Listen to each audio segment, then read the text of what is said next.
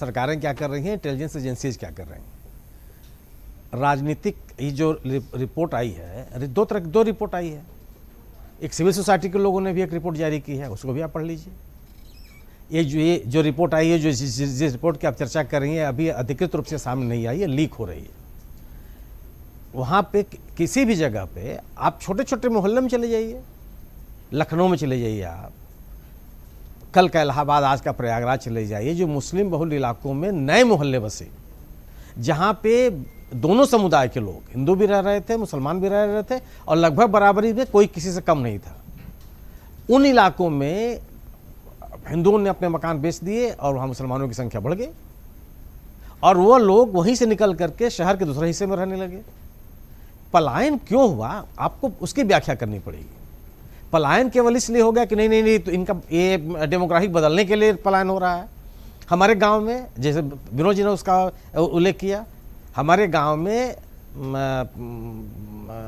हिंदू समुदाय के लोग, हिंदुओं में भी बाबू साहब लोगों की संख्या बहुत अधिक थी, घटती चली गई। तो इससे थोड़ी घटती चली गई, किसी ने उनको दबा दिया। आर्थिक रूप से दूसरी जगह आर्थिक कारण थे उनके। दूसरी चीज की, जो आतंकवादी आए, क्यों आ गए, कब आए, किस रिजीम में आए। अगर अफगानिस्तान का आतंकवादी पहुंच गया संभल में, तो उसके लिए तो राज्य सरकार जिम्मेदार नहीं है। चाहे पूर्ववर्ती सरकार रामनरेश यादव जी की रही हो, चाहे मुलायम सिंह यादव जी की रही हो, चाहे मायावती जी की रही हो, चाहे कल्याण सिंह जी की रही हो। अगर जब भी हुआ है किसी भी इलाके में, चाहे संभल हो और चाहे वो नोएडा हो, अगर वहाँ आतंकवादी संगठन सक्रिय हैं, वो चिंता का विषय है। लेकिन उन मूल कारणों के बजाय उस विषय पर राजनीति करने लगना कि डेमोग्राफी बदल रही है। अरे डेमोग्राफी कहाँ की नहीं बदल रही है। शहरों के देहातों से अर्बनाइजेशन बढ़ता चला जा रहा है, ये चिंता का विषय नहीं होना चाहिए। खेती किसानी छोड़ करके लोग जो शहर में आकर के नौकरी की तलाश में घूम रहे हैं, ये चिंता का विषय नहीं होना चाहिए।